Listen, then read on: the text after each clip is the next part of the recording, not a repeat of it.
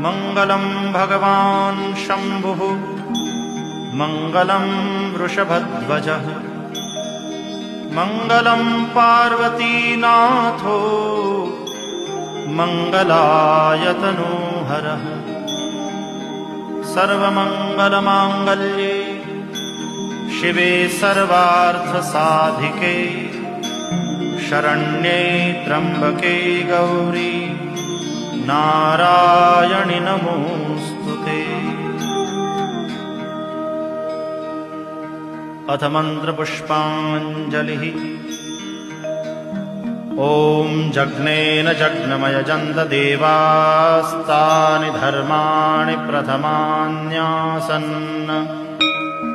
तेहनाकं महिमानः सचन्त यत्र पूर्वे साध्याः सन्ति देवाः।